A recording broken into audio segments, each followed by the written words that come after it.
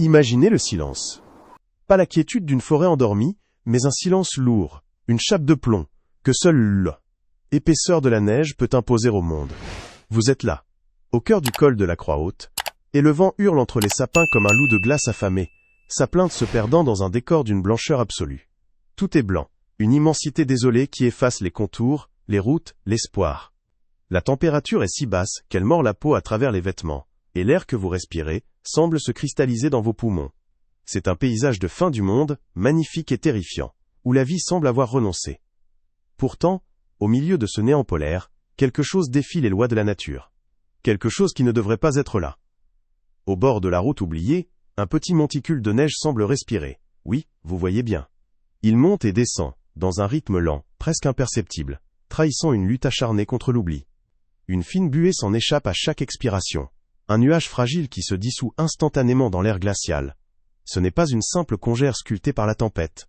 C'est une créature vivante, entièrement recouverte d'une carapace de glace, qui tremble de tous ses membres. Le frisson qui l'agite n'est pas seulement dû au froid mordant, mais à un effort surhumain, une volonté de fer qui refuse de céder.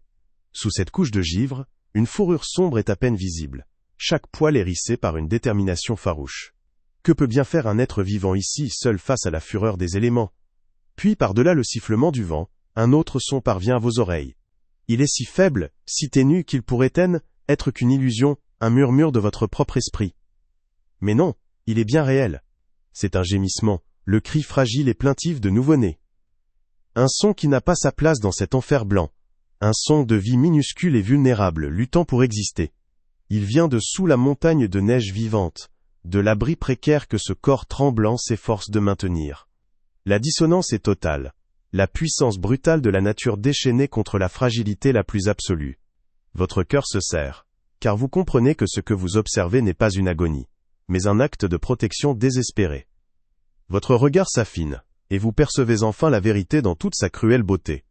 La forme qui respire est celle d'un chien, un berger allemand au port autrefois noble, dont le corps est maintenant poussé à sa limite extrême. Il s'appelle Rex, même si personne n'est là pour prononcer son nom. C'est un roi sans royaume, abandonné à son sort, transformant son propre corps en un bouclier vivant. Chaque calorie de son organisme est brûlée, non pas pour sa propre survie, mais pour générer une chaleur précieuse.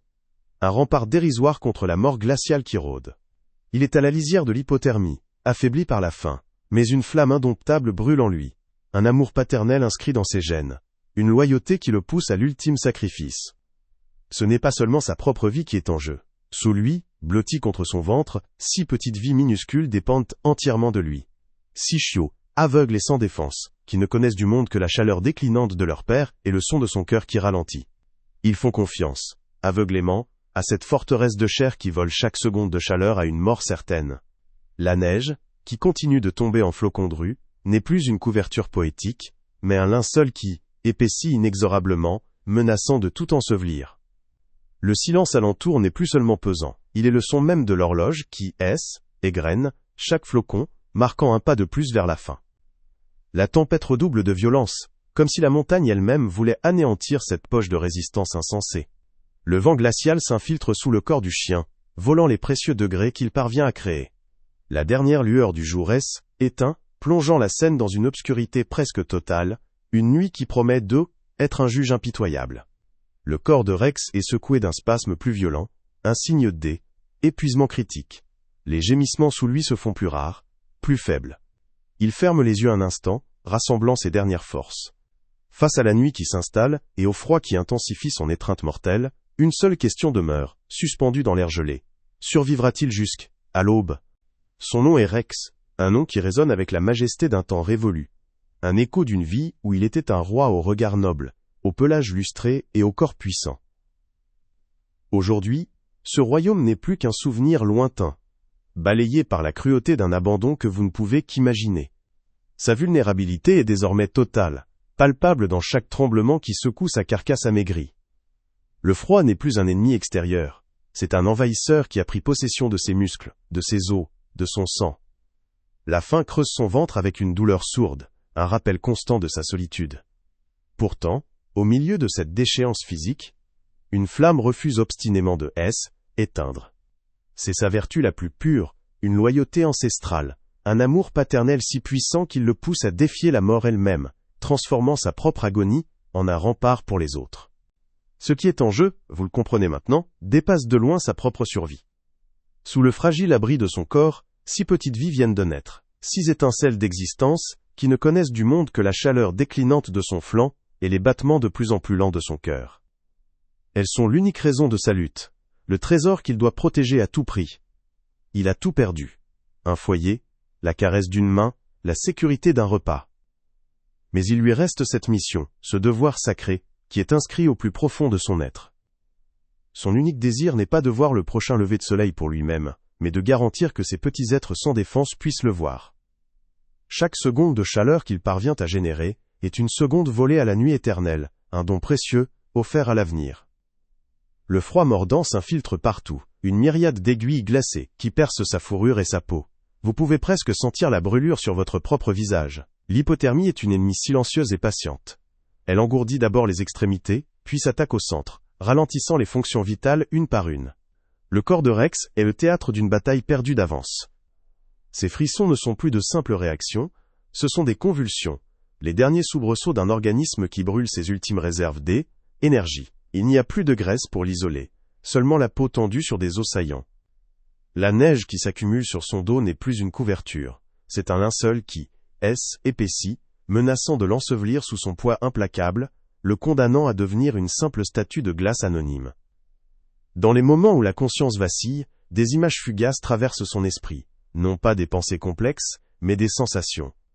L'odeur de l'herbe, après la pluie, la chaleur d'un feu de cheminée, le son d'une voix familière qui prononçait son nom avec affection. Ces éclats du passé ne font qu'accentuer la brutalité du présent. Le monde qu'il a choyé est le même qu'il a rejeté dans cet enfer blanc. Mais il n'y a ni colère ni ressentiment dans son cœur épuisé. Il n'y a que l'instinct, pur et inaltérable. L'instinct du gardien, du protecteur. Il est le dernier rempart entre sa progéniture et le néant. Un bouclier de chair et de loyauté, contre la furie d'un univers devenu indifférent. C'est sa nature, son essence, et il l'accomplira jusqu'à son tout dernier souffle. Sous lui, les petits corps s'agitent faiblement. Vous entendez leurs gémissements ténus, des appels à la vie qui se perdent dans le hurlement du vent. Ils sont si fragiles, leur fourrure est si fine, leurs yeux encore scellés sur un monde qu'ils n'ont pas encore vu. Ils ne savent rien de la tempête, de la faim, du danger. Leur seule réalité est la forteresse vivante qui les entoure, une source de chaleur qui faiblit inexorablement. Rex sent un courant d'air glacial se glisser sous son flanc et, avec un effort qui lui coûte une énergie précieuse, il se réajuste, resserrant le cercle protecteur. Chaque mouvement est une torture, chaque respiration un combat. Il lèche doucement l'une des petites têtes, un geste d'un amour infini, une promesse silencieuse qu'il ne les abandonnera jamais. Soudain un spasme plus violent que les autres le secoue de la tête à la queue, c'est un choc électrique qui parcourt son corps à bout de force. Sa tête, qu'il maintenait relevée avec une détermination farouche, s'affaisse lourdement dans la neige. Ses paupières se ferment, trop lourdes pour lutter davantage. Le monde extérieur s'estompe, le sifflement du vent devient lointain, assourdi. La chaleur qu'il produit chute brutalement, et le silence qui s'installe sous lui est plus terrifiant que n'importe quel cri. Les gémissements des chiots ont cessé. Est-ce le calme du sommeil ou le silence glacial de la faim? Dans cette obscurité grandissante, une terrible question reste en suspens. Sa flamme vient-elle de éteindre pour de bon? Soudain, le silence est brisé. 2 lames de lumière pure et blanche déchirent l'obscurité opaque de la nuit, fendant la tempête comme des couteaux incandescents. C'est un son qui n'a pas sa place ici, le rugissement lourd et puissant d'un moteur diesel qui s'approche, un monstre de métal et de puissance qui gravit péniblement la route glacée.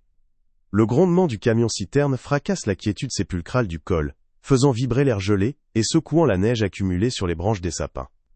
Pour un instant, le hurlement du vent est couvert par cette présence mécanique, une intrusion brutale dans un tableau figé par l'hiver.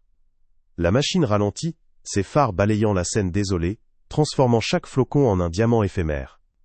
Puis, avec un long sifflement de frein à air, énorme véhicule s'immobilise, son moteur tournant au ralenti dans un souffle grave et régulier. À l'intérieur de la cabine, baigné dans la lueur verte des instruments de bord, vous distinguez la silhouette d'un homme. C'est Alain Dubois, un visage buriné par des milliers de nuits solitaires sur l'asphalte, ses yeux habitués à scruter l'infini ruban de la route. Pour lui, ce n'est qu'une pause forcée, un autre obstacle dans un voyage sans fin. Son regard balaie le paysage sans vraiment le voir.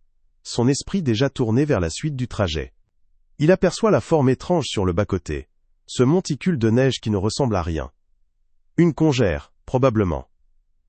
Une de plus. Sa main se pose sur le levier de vitesse, prête à repartir, à laisser cette image derrière lui comme tant d'autres.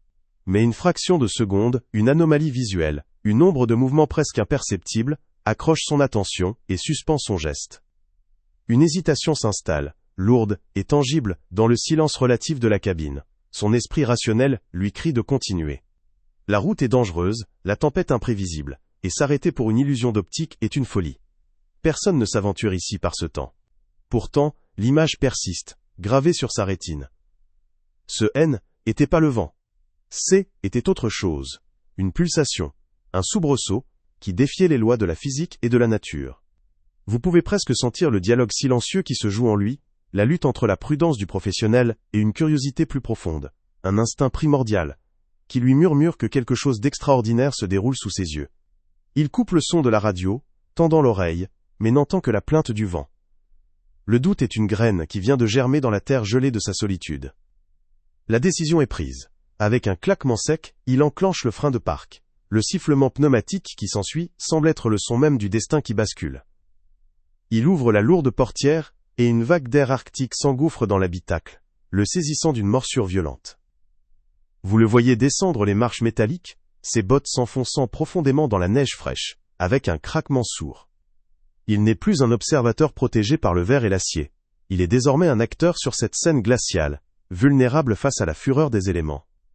Le halo des phares de son camion découpe sa silhouette solitaire dans la nuit, un homme seul face à un mystère.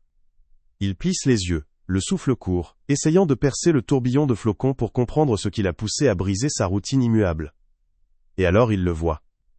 Vous le voyez à travers son regard. Le tremblement n'est pas une illusion.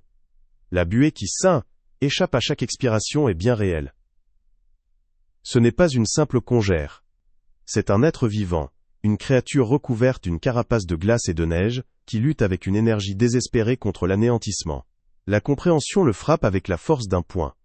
Il ne s'agit pas de l'agonie d'une créature seule, mais de la forteresse vivante d'une famille, un rempart de chair et de volonté protégeant quelque chose de précieux. Le monde d'Alain, fait de kilomètres, de livraison et de solitude, entre en collision frontale avec ce drame primal. En cet instant précis, son voyage n'est plus une simple ligne droite sur une carte. Il vient de prendre un virage, dont il ne soupçonne pas encore la destination. Il fait ce premier pas. Le son de sa botte dans la neige est le seul point de repère dans le chaos du vent. Ce pas, éloigne de la sécurité de son camion, de la logique de son métier, et le rapproche de l'inconnu. Chaque mètre qui le sépare de la créature est un pont jeté entre deux solitudes, celle d'un homme habitué à la route, et celle d'un père poussé à ses dernières limites. Il avance lentement, avec précaution, ne voulant pas effrayer la forme tremblante. Il est maintenant assez proche pour distinguer la fourrure sombre sous le givre, pour voir la tension dans ce corps à bout de force. Il ne sait pas ce qui l'attend, s'il fait face à un danger ou à une tragédie. Alors qu'il s'apprête à faire un pas de plus, un grondement sourd, vibrant de peur et de défi, monte de la masse de glace.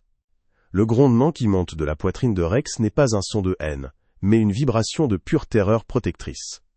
C'est un mur sonore, un rempart érigé contre vous, contre l'inconnu que représente Alain. Chaque flocon de neige qui tombe semble renforcer cette barrière invisible, un rideau blanc, qui isole encore plus cette tragédie. La tempête est devenue un antagoniste tangible, une force consciente, qui cherche à éteindre cette petite poche de vie. Vous comprenez qu'Alain n'affronte pas seulement un animal effrayé, mais un père poussé à sa limite absolue, un roi défendant les ruines de son royaume avec son dernier souffle. Ses yeux, deux braises sombres dans une tête couverte de givre, ne vous quittent pas. Il ne voit pas un sauveur, mais une menace de plus dans un monde qui n'a été qu'hostilité et abandon. Le vent emporte les mots avant même qu'ils ne puissent être prononcés, et le silence qui s'installe est lourd de méfiance. Face à ce mur de défiance, Alain fait un choix inattendu. Il ne force pas le passage. Il ne crie pas. Il recule lentement, un pas après l'autre, signalant qu'il n'est pas une menace. Vous le voyez retourner vers la silhouette massive de son camion, un havre de chaleur et de sécurité dans cette désolation glaciale. Mais il ne part pas. Quelques instants plus tard, sa silhouette se découpe à nouveau dans le halo des phares. Dans une main, il tient quelque chose de sombre, son propre blouson, et dans l'autre, une offrande simple, un morceau de pain. Il avance à la limite invisible tracée par le chien et dépose doucement son butin sur la neige. C'est un geste de paix, un rameau d'olivier tendu au cœur de l'hiver. Rex observe la scène, son corps toujours tendu, mais le grondement s'estompe, remplacé par un tremblement de curiosité et d'épuisement. Une minuscule brèche vient de s'ouvrir dans la forteresse de glace. De retour dans la sécurité relative de sa cabine, Alain sent une vague d'optimisme le submerger. La solution semble si simple, si évidente. Il sort son téléphone, l'atiste, écran projetant une lueur bleue et froide sur son visage fatigué. Vous le regardez faire défiler ses contacts, ses doigts gourds cherchant le numéro des services d'urgence, de la gendarmerie la plus proche. Mais son regard se fige sur le coin supérieur de l'écran. Aucun service. Le symbole est une insulte, une négation cruelle de la modernité. La tempête a tissé un cocon de silence autour d'eux, les coupant du reste du monde. L'impuissance le frappe alors avec une violence inouïe, un poison plus glacial encore que l'air extérieur. Ils sont seuls. Complètement et irrémédiablement seuls. La technologie, ce Dieu moderne sur lequel il comptait, l'a abandonné, le laissant seul face à une responsabilité qui le dépasse. Son regard retourne vers la scène extérieure, et son cœur se serre. L'agitation de Rex a changé de nature. Ce n'est plus de la méfiance, c'est de la panique. Avec son museau, il pousse frénétiquement l'un des chiots, le léchant, avec une énergie désespérée, qu'il ne devrait plus avoir. Mais le petit corps reste inerte, une minuscule masse sombre et immobile contre la blancheur immaculée de la neige. Vous sentez le souffle d'Alain se couper. Le temps n'est plus un allié, c'est un bourreau qui exécute sa sentence sous ses yeux. Attendre n'est plus une option. Chaque seconde qui passe est une seconde de vie volée à cette créature innocente. Il comprend alors qu'il doit agir, qu'il doit briser cette barrière de peur maintenant, quitte à tout risquer. La fragile trêve qu'il avait réussi à négocier vient d'être pulvérisée par l'urgence de la mort qui rôde. Alain sort une nouvelle fois de son camion, mais cette fois son approche est différente. Il ne se tient plus debout, dominant la scène. Il s'agenouille dans la neige épaisse, s'abaissant au niveau du chien, se rendant volontairement vulnérable. Le geste est puissant, un acte de soumission face à la douleur d'un autre. Lentement vous le voyez retirer ses gants, exposant sa peau nue à la morsure du froid. Il tend ses mains vides, paume vers le ciel, un symbole universel de paix et d'absence de menace. Et puis il parle. Sa voix est basse, apaisante, non pas comme on parle à un animal, mais comme un père en parlerait à un autre. Il parle de courage, de sacrifice, de la force qu'il faut pour protéger les siens. Rex lève la tête, et leurs regards se croisent enfin. Dans les yeux épuisés du chien, Alain ne voit plus de défi, mais une détresse infinie, un appel à l'aide muet qui transcende les espèces. Le pacte silencieux est scellé. Avec un effort qui semble lui coûter ses dernières parcelles de vie, Rex déplace légèrement son corps. Ce mouvement révèle ce qu'il protégeait avec tant de ferveur. La petite forme inerte du chiot. C'est une invitation. Un acte de confiance absolue et déchirante. Il confie à cet étranger ce qu'il a de plus précieux. Une vie suspendue à un fil ténu. La responsabilité qui s'abat sur les épaules d'Alain est immense, presque insoutenable. Il n'est plus un simple spectateur, il est devenu le dernier rempart contre la fatalité.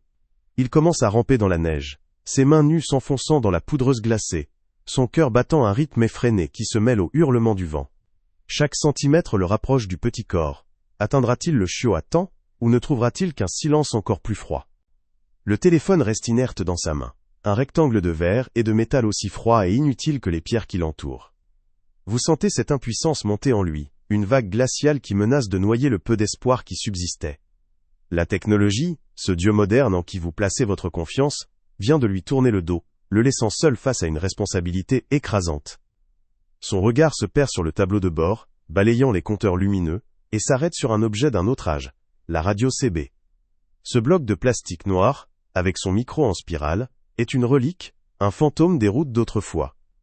Mais dans ce silence assourdissant, ce fantôme est peut-être son unique allié. Une idée folle, désespérée, germe dans son esprit. Il décroche le micro, le plastique froid crissant sous la pression de ses doigts. Il n'a rien à perdre, tout à gagner. Il presse le bouton et un grésillement familier remplit la cabine. Sa voix, habituellement grave et assurée, est maintenant étranglée par émotion et le froid mordant qui s'est infiltré jusqu'à ses os. Ici, loup solitaire, le nom de code, qu'il a choisi il y a des années pour célébrer son indépendance, résonne soudain avec une ironie cruelle. Il n'est plus un loup, il est un homme qui appelle la meute. Il ne demande pas d'aide, il raconte une histoire. J'ai un héros qui gèle au kilomètre 42. Sa description est simple, dépouillée, mais chaque mot est chargé du poids de la tragédie qui se joue à quelques mètres de lui. Il parle d'un père, d'un courage indomptable et de 6 petites vies qui s'éteignent. Son appel n'est pas une requête, c'est un témoignage, une bouteille jetée dans un océan de neige et de nuit, espérant atteindre un rivage invisible. Le silence qui suit son message est une torture. Pendant de longues secondes, seul le crépitement de l'aile, électricité statique lui répond, un son vide qui semble confirmer son isolement total. Vous retenez votre souffle avec lui, attendant un signe, un miracle. L'espoir, si fragile, commence à se fissurer, menaçant de se briser en 1000 morceaux. Et puis, à travers le bruit blanc, une voix perce. Reçu loup solitaire. Les mots sont clairs, presque irréels. Ils ne viennent pas d'un centre d'urgence, mais de la cabine d'un autre camion, d'un autre homme seul dans la tempête. Une deuxième voix suit presque aussitôt. On te reçoit, loup solitaire, où es-tu exactement? Puis une troisième. Le vide était pas vide. Elle, éther est peuplée d'autres solitudes qui, en cet instant précis, décident de ne plus en être une. La fraternité silencieuse de la route vient de éveiller. Ce qui se produit ensuite dépasse toutes les attentes d'Alain. Ce n'est pas une aide institutionnelle, lente et bureaucratique, qui se met en place. C'est une vague de compassion brute, spontanée et incroyablement efficace. Les offres fusent sur les ondes, transformant la radio en un centre de commandement improvisé. J'ai des couvertures de survie dans ma couchette, lance une voix. Moi, j'ai une trousse de premiers secours complète. Et des bouillottes, enchaîne une autre. Un troisième, bloqué à peine 2 kilomètres en amont, propose d'apporter un thermos de bouillon chaud. Vous assistez à la naissance d'un réseau de secours inattendu, une chaîne humaine forgée par la simple vertu d'un homme qui a osé briser le silence. Son empathie a agi comme une étincelle, allumant un feu de solidarité au cœur de l'enfer blanc, prouvant que la plus grande force réside parfois dans la vulnérabilité partagée. L'aide promise n'est plus une simple voix dans un haut-parleur, elle prend une forme tangible et rassurante. Vous voyez, dans le rétroviseur d'Alain, une paire de phares jaunes percer le rideau tourbillonnant de flocons. Un autre semi-remorque, un géant d'acier comme le sien, s'est immobilisé derrière lui. Un homme en descend, une silhouette massive emmitouflée dans une épaisse parka, le visage masqué par la neige. Il ne dit pas un mot. Il marche d'un pas lourd et déterminé, portant dans ses bras une pile de couvertures en laine. Le geste est d'une simplicité désarmante, mais il représente tout. C'est la fin de la solitude. C'est la preuve que son appel a été entendu et compris. Ce n'est plus Alain contre la tempête, mais une petite armée d'inconnus unis par un même élan de cœur. Un rempart de chaleur humaine contre la fureur glaciale des éléments. Cette alliance soudaine et inespérée change tout. La couverture que l'inconnu lui tend n'est pas seulement un morceau de tissu. C'est un outil, un symbole. Le premier élément d'une arche de Noé improvisée. Fort de ce soutien concret, Alain n'est plus l'homme dépassé par les événements, il est devenu le pivot d'une opération de sauvetage. Il se retourne vers Rex, son visage n'exprimant plus le désespoir, mais une nouvelle détermination farouche. L'air autour d'eux ne vibre plus seulement du hurlement du vent et du crissement de la neige, mais aussi du bourdonnement des moteurs au ralenti et des conversations hachées sur la radio. Il y a maintenant une chance, une vraie chance. Mais en s'approchant à nouveau du père épuisé, une question angoissante demeure. Cette aide providentielle est-elle arrivée à temps pour le chiot immobile, ou n'est-elle que le témoin tardif d'une tragédie déjà accomplie? L'opération de sauvetage commence, un balai silencieux et tendu au cœur de la tempête. Guidé par les voix crépitantes de la radio, fort de la présence de cet autre homme qui attend près du camion, Alain s'approche de Rex. Il ne tient plus une offrande, mais un linceul de chaleur, la couverture de laine épaisse qu'on vient de lui donner. Il s'agenouille, et son cœur bat si fort que vous pourriez presque l'entendre par-dessus le hurlement du vent. Lentement, il tend la main vers le premier chiot. Le regard de Rex est une lame de couteau, intense, suivant chaque millimètre de son mouvement. Mais il n'y a plus de grondement. Il n'y a qu'une confiance fragile, un abandon total. La main nue d'Alain touche la petite fourrure humide et glacée, et il sent une vie minuscule et tremblante. Avec une infinie précaution, il soulève le petit corps, et le place dans le creux de la couverture, créant le premier nid de cette arche improvisée. Le rituel se poursuit, chaque geste empreint d'une solennité presque religieuse. Le monde extérieur n'existe plus. Il n'y a que ce cercle de lumière projeté par les phares, une scène sacrée découpée dans la nuit polaire. Un par un, Alain déplace les chiots, les passant à son confrère anonyme qui les emporte vers la chaleur salvatrice de la cabine. Vous ressentez le contraste saisissant entre le froid mordant qui brûle la peau d'Alain, et la chaleur fragile et précieuse de chaque petite vie qu'il tient entre ses mains. C'est un travail d'une délicatesse qu'il ne se connaissait pas, une chorégraphie précise où chaque seconde compte. La respiration de Rex est à peine perceptible, un souffle rauque et intermittent, mais ses yeux ne lâchent jamais Alain. Il est le témoin silencieux du transfert de son héritage, de la seule chose qui comptait encore pour lui dans cet univers de glace et d'oubli. Vient le tour du dernier chiot, celui qui gisait inerte, celui qui avait déclenché l'urgence. Alain retient son souffle en le touchant. Le petit corps est terriblement froid, presque rigide. Pendant une fraction de seconde, le désespoir menace de tout emporter. Mais alors, sous ses doigts, il sent une vibration. Un battement de cœur si faible, si erratique, qu'il pourrait être qu'une illusion. Mais c'est assez. C'est un signe. Il l'enveloppe avec encore plus de soin, le blottissant contre sa propre poitrine, pour lui transmettre un peu de sa chaleur, avant de le confier à l'autre chauffeur. Au moment où le dernier de ses enfants quitte son flanc, un son échappe de la gorge de Rex. Ce n'est pas un grognement, ni un aboiement. C'est un gémissement doux, un soupir de soulagement profond et déchirant. Sa mission est terminée. Le gardien a tenu sa promesse jusqu'au bout. Et alors vous assistez à l'impensable. La force qui maintenait ce corps en un bloc de volonté pure et de défi se brise d'un seul coup. Les muscles, qui ont lutté contre le froid, la faim et épuisement pendant des heures interminables, cèdent enfin. Comme un géant de pierre qui se serait permis le repos après un millénaire de veille, Rex s'effondre lourdement sur le côté, sa tête heurtant la neige, avec un bruit sourd et mat. Il n'y a aucune grâce dans sa chute, seulement l'abandon total d'un corps qui a tout donné, qui n'a plus rien à retenir. Ses yeux, qui brillaient d'une flamme si intense quelques secondes auparavant, se ferment doucement, comme des rideaux qui tombent sur la scène finale d'une tragédie. Le grand protecteur, le roi sans royaume, est maintenant immobile, une simple silhouette sombre dans l'immensité blanche et indifférente. Un cri rauque échappe de la gorge d'Alain, un son brut presque animal, qui est immédiatement dévoré par la tempête. Sans réfléchir, il se jette à genoux dans la neige profonde, à côté du corps inerte. Vous le voyez, cet homme de la route, ce solitaire endurci, agir avec un instinct qu'il ne soupçonnait pas. Il soulève la tête massive du berger allemand, la dégageant de la neige, et la pose délicatement sur ses genoux. Son visage, buriné par des milliers de kilomètres et des centaines de nuits sans sommeil, se tord sous l'emprise d'une émotion pure. Une larme chaude et solitaire échappe de son œil, traçant un sillon sur sa joue sale, avant de geler presque instantanément au contact de l'air glacial. C'est une image inoubliable, un homme brisé, pleurant un héros silencieux au milieu de l'enfer. Le moteur du camion, qui était qu'un bruit de fond, devient soudain le seul son d'espoir dans ce chaos. Il ne gronde plus comme un monstre de métal, il ronronne comme le cœur d'une bête bienveillante, une promesse de chaleur et de vie. Cette cabine n'est plus un simple habitacle, c'est une arche de Noé moderne, un sanctuaire flottant sur un océan de neige, abritant les fruits d'un sacrifice ultime. Alain serre la tête de Rex contre lui murmurant des mots que le vent emporte, des promesses d'un foyer, de chaleur, de reconnaissance. Mais alors qu'il sent le grand corps dans ses bras devenir de plus en plus froid, de plus en plus lourd, une question glaciale s'impose, plus terrifiante encore que la tempête. L'arche a-t-elle été construite à temps pour sauver non seulement les passagers, mais aussi son capitaine? La neige qui tombe à l'extérieur n'a plus la même signification. Vous la regardez à travers la fenêtre, non plus comme un linceul blanc et menaçant, mais comme une simple parure d'hiver, silencieuse et inoffensive. Le vent qui hurle autour de la maison n'est plus le chant funèbre d'une nature impitoyable, mais une simple mélodie lointaine qui souligne la quiétude de l'intérieur. Cette transformation du monde extérieur n'est que le reflet de celle qui s'est opérée en vous, en Alain. Le camionneur solitaire, l'homme qui se définissait par les kilomètres avalés et le silence de sa cabine, n'existe plus. À sa place se trouve un homme qui a redécouvert le poids d'une vie entre ses mains et la chaleur d'une présence à ses côtés.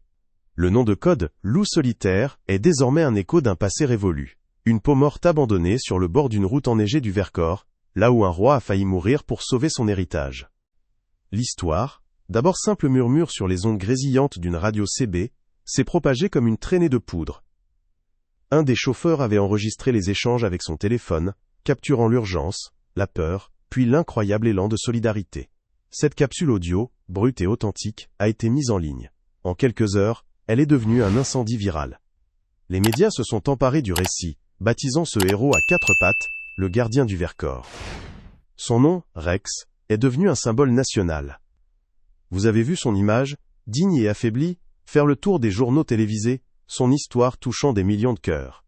Ce était plus un simple fait divers, était une épopée moderne, un conte d'hiver qui rappelait à un pays tout entier que le courage et l'amour pouvaient encore faire fondre la glace la plus épaisse, celle de l'indifférence.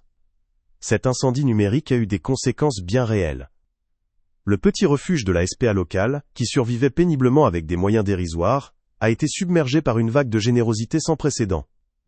Le téléphone n'arrêtait pas de sonner, les dons affluaient par milliers d'euros, des camions entiers de nourriture et de couverture arrivaient de toute la France. Des dizaines de volontaires se sont présentés, désireux d'offrir leur temps et leur aide, inspirés par le sacrifice d'un père et la compassion d'un inconnu. Le refuge, autrefois un lieu de tristesse silencieuse, est devenu une ruche bourdonnante d'activité et d'espoir. La survie de cette petite famille avait déclenché une réaction en chaîne, un miracle qui allait bien au-delà de leur propre salut, prouvant qu'un seul acte de bonté pouvait en nourrir des milliers d'autres. Et les chiots, ces 6 petites étincelles de vie qui avaient frôlé l'extinction, sont devenus les ambassadeurs de ce miracle. Vous les imaginez, non plus comme des créatures tremblantes et aveugles, mais comme des boules de poils espiègles, découvrant le monde avec une joie insouciante. Les demandes d'adoption ont été si nombreuses qu'il a fallu faire un choix difficile.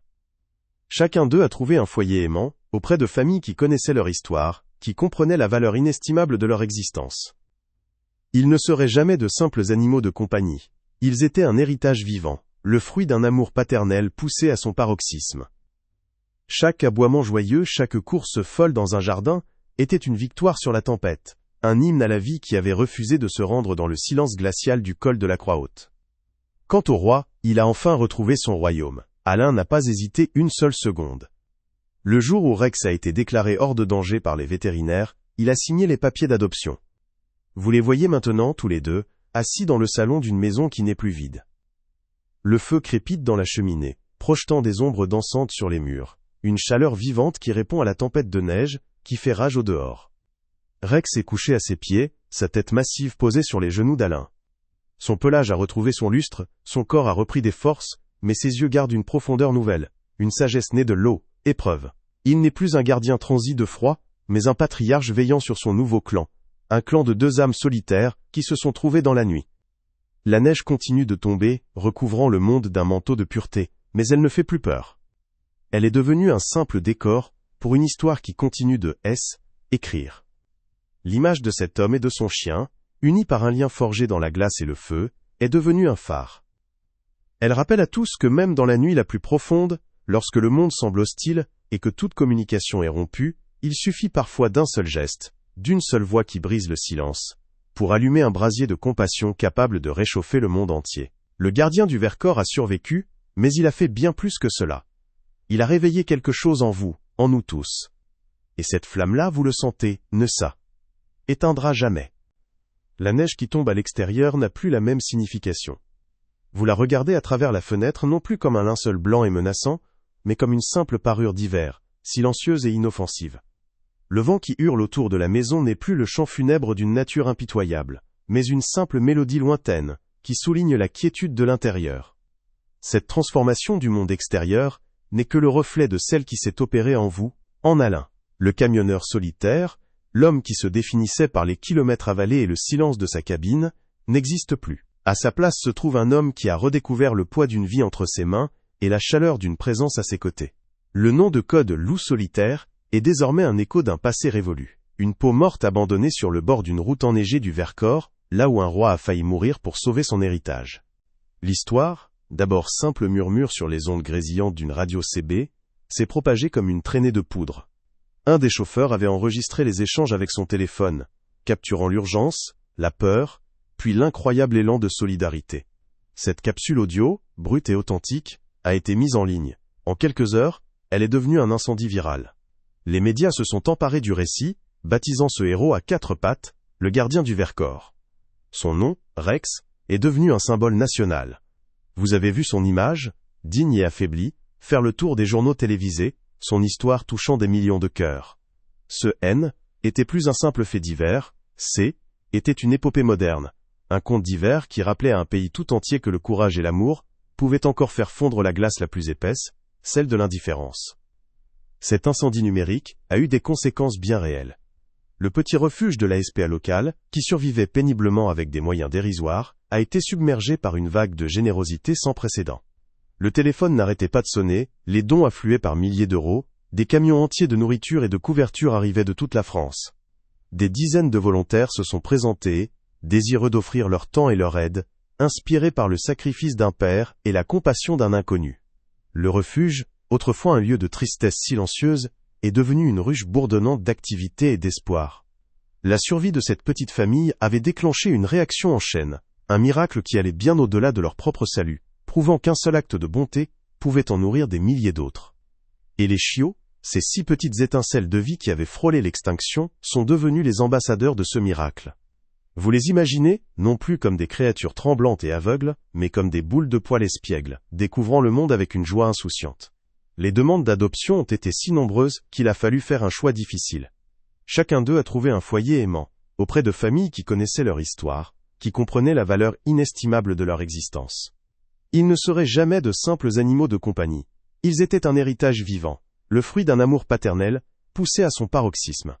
Chaque aboiement joyeux, chaque course folle dans un jardin, était une victoire sur la tempête, un hymne à la vie, qui avait refusé de se rendre dans le silence glacial du col de la Croix-Haute. Quant au roi, il a enfin retrouvé son royaume. Alain n'a pas hésité une seule seconde. Le jour où Rex a été déclaré hors de danger par les vétérinaires, il a signé les papiers d'adoption. Vous les voyez maintenant, tous les deux assis dans le salon d'une maison qui n'est plus vide. Le feu crépite dans la cheminée, projetant des ombres dansantes sur les murs, une chaleur vivante qui répond à la tempête de neige qui fait rage au dehors. Rex est couché à ses pieds, sa tête massive posée sur les genoux d'Alain. Son pelage a retrouvé son lustre, son corps a repris des forces, mais ses yeux gardent une profondeur nouvelle, une sagesse née de l'épreuve. Il n'est plus un gardien transi de froid, mais un patriarche veillant sur son nouveau clan, un clan de 2 âmes solitaires, qui se sont trouvées dans la nuit. La neige continue de tomber, recouvrant le monde d'un manteau de pureté, mais elle ne fait plus peur. Elle est devenue un simple décor pour une histoire qui continue de écrire. L'image de cet homme et de son chien, unis par un lien forgé dans la glace et le feu, est devenue un phare. Elle rappelle à tous que même dans la nuit la plus profonde, lorsque le monde semble hostile et que toute communication est rompue, il suffit parfois d'un seul geste, d'une seule voix qui brise le silence, pour allumer un brasier de compassion capable de réchauffer le monde entier. Le gardien du Vercors a survécu, mais il a fait bien plus que cela. Il a réveillé quelque chose en vous, en nous tous. Et cette flamme-là, vous le sentez, ne s'en éteindra jamais.